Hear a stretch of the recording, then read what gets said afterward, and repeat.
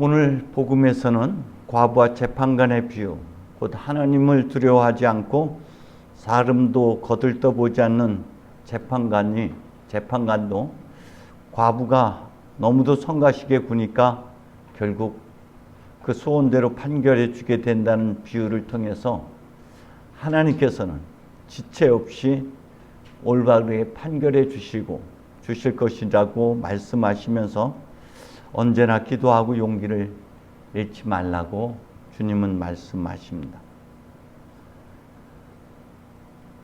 하느님을 두려워하지 않는다는 것은 자신의 근본 자체를 잃어버리고 망각한다는 것이죠. 구약 성경의 핵심 내용은 하느님을 경외하는 것입니다. 하느님을 두려워하며 섬기는 것이 지식의 근본이라고 잠언은 말씀하고 있고요. 하나님을 두려워 섬기는 것이 지혜의 근본이라고 가르치고 있습니다. 이 두려움, 경외는 인간이 갖는 근본적인 자세인 것이죠. 그런데 이 재판관은 하나님을 두려워하지 않는다는 것이고 뿐만 아니라 사람도 대수롭지 여기지 않는다고 말씀하고 있습니다. 성경 그렇게 말하고 있습니다. 이방인, 나그네, 고아, 과부 등 사회적 약자, 힘없고 가난한 사람들을 멸시하고 그들의 권리를 보호하지 않게 된다면 하나님께서 그들의 울부짖음을 외면하지 않을 것이다 라고 출애굽기에서는 말씀하고 있죠. 때문에 이 재판관은 과부가 가난하다는 것, 외모를 보아서 아마 알 수 있었을 것입니다. 결국 뇌물이나 선물 같은 거를 줄 수 없다는 것을 알고 오히려 업무만 점점 늘어난다라는 생각 때문에 아마 외면했을 것입니다. 그렇지만 끊임없이 졸라대니 할 수 없이 귀찮아서라도 그 올바른 판결을 내려주게 됩니다. 그러면서 주님은 우리에게 그럼에도 불구하고 언제나 용기를 잃지 말고 기도하라고 말씀하고 있습니다. 억울한 일을 당했다는 거예요. 그래서 억울한 일을 당했기 때문에 하나님께서 올바르게 판결해 준다. 근데 여기서 우리가 억울함을 당한 경우 우리도 때때로 많이 있습니다만 그 기도는 쉽게 응답되는 것 같지 않아요. 그런데 하나님은 이미 응답하셨다는 거예요. 아마 구약 성경에서는 대표적으로 욥이 억울한 일을 당했어. 사람 중에 대표가 되지 않을까 싶어요.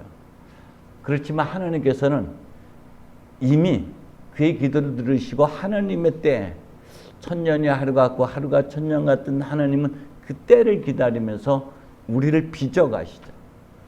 결국 욥은 소문을 듣던 하나님을 비로소 본받고 만진바되는 아주 놀라운 체험, 신앙 성숙의 좋은 기회로 그 사건을, 그 억울함을 빚음의 도구로 사용하고 있죠.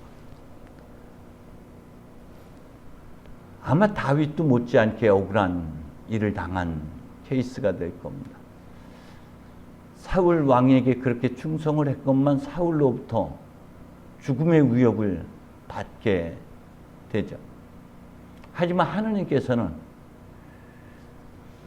그런 억울한 일을 통해서 다윗으로 하여금 큰 가슴의 사랑, 모든 이들을 품어 안는 그런 큰 가슴으로 그를 빚어내십니다.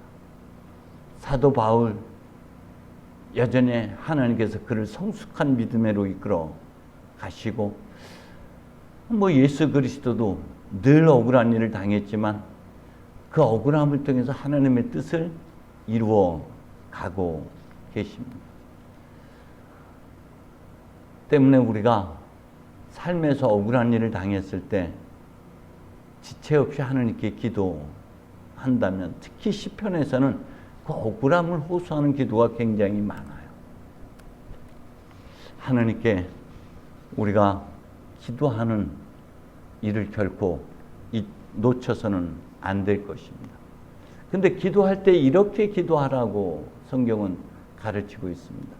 특히 요한 사도는 너희가 나를 떠나지 않고 내 말을 간직해 둔다면 무슨 소원이든지 구하는 대로 이루어질 것이라고 말씀하고 있는데, 다른 번역서에서는 뭐라고 표현하고 있냐면 너희가 내 안에 머무르고 내 말이 너희 안에 머무르면 원하는 것이 그대로 이루어질 것이라고 말씀하고 있습니다. 이것은 오늘 이 독서에서도 성경 말씀은 진리를 가르치고 잘못을 책망하고 허물을 고쳐주고 올바르게 사는 훈련을 시키는데 아주 유익한 책이라고 가르치고 있습니다. 히브리서에서는 하나님의 말씀은 살아있고 힘이 있으며 어떤 쌍날칼보다도 더 날카롭다. 그래서 사람의 마음을 꿰뚫어 영혼과 정신을 갈라놓고 관절과 골수를 쪼개어 그 마음속에 푸는 생각과 속셈을 드러낸다라고 히브리서 4장에서는 이야기하고 있습니다. 특히 기도할 때 우리가 하나님의 말씀을 가지고 들어간다는 것은 대단히 중요한 일입니다. 우리의 생각대로 기도할 때 때때로 야고보서가 이야기하고 있는 대로 욕망을 위해 잘못 구할 때가 얼마나 많은지 모릅니다. 그런데 말씀을 가지고 기도할 때에는 우리 안에서 성령께서 역사하셔서 그 말씀이 우리가 의식적으로는 이성적으로는 이 말씀이 나한테 어떤 관련이 있고 어떻게 이끌어갈지 판단하기가 참으로 어렵습니다. 하지만 성령께서는 그 말씀을 가지고 우리를 이끌어가고 있어요. 특히 로마서 8장에서 그렇게 말씀하고 있죠. 우리를 위해서 탄식하시며 성령께서 기도하고 계신다. 때문에 우리 안에 계신 성령께서 그 말씀을 가지고 기도회로 이끌어 가고 있죠. 특히 우리에게는 켈틱 영성과 그리고 베네딕트 영성이 같이 우리에게 깊은 영향을 주고 있습니다.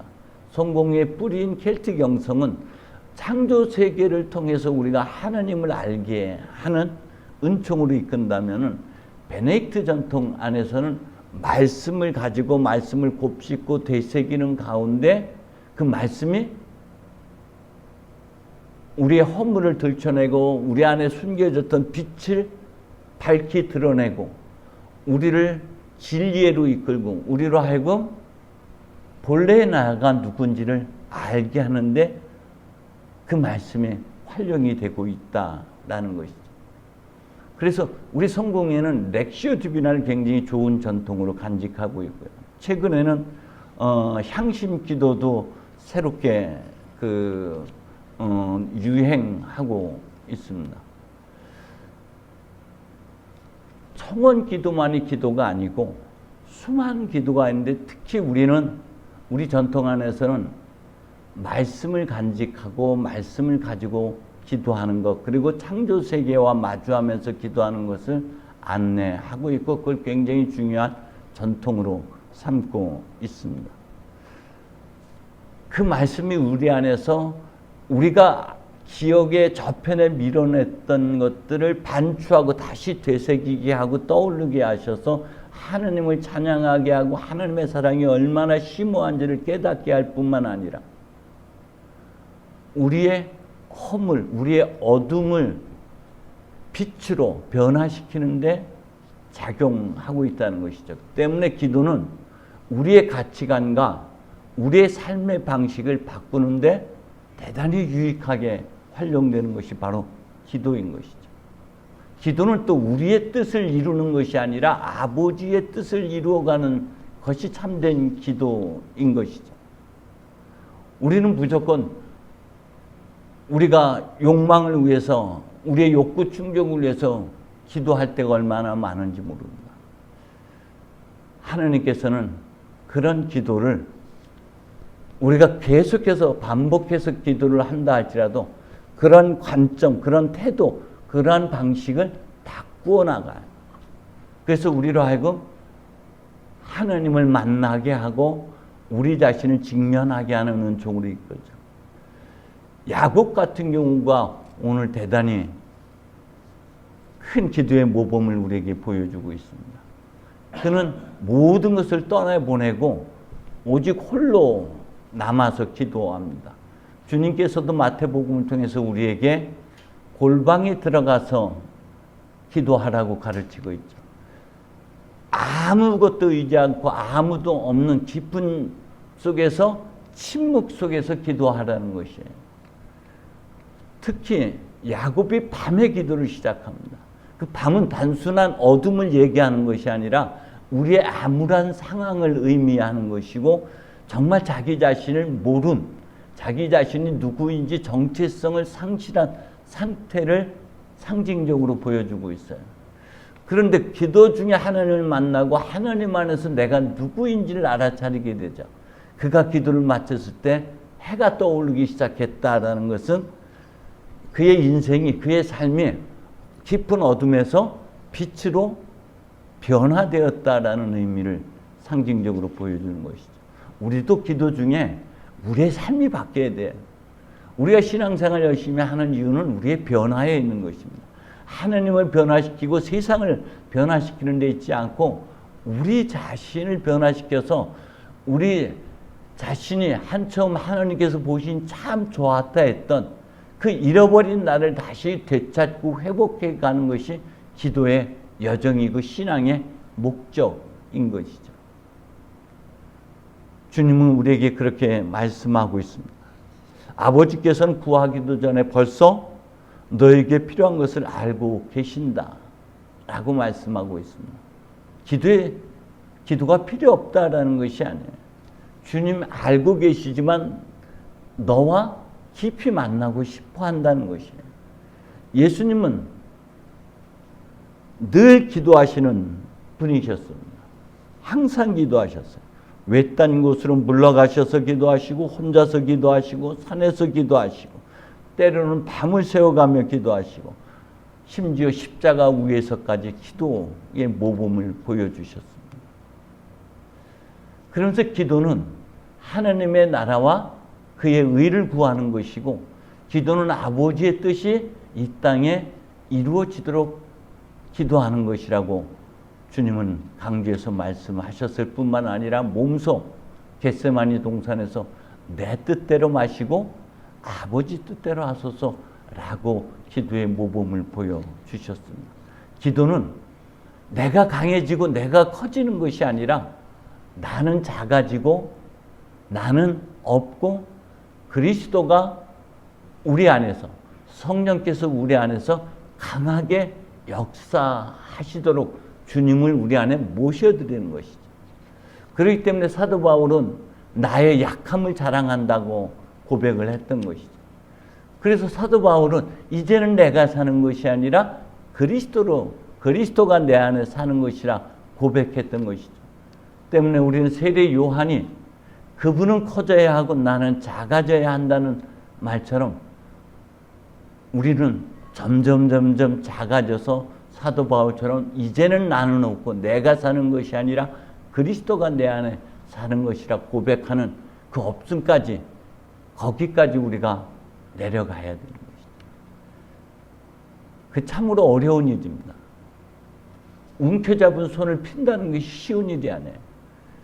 그렇기 때문에 그때에 믿음을 간직한 사람이 과연 몇이나 되겠나. 내가 올 때 이 세상에서 믿음을 찾아볼 수 있겠느냐라고 말씀하셨던 것이죠.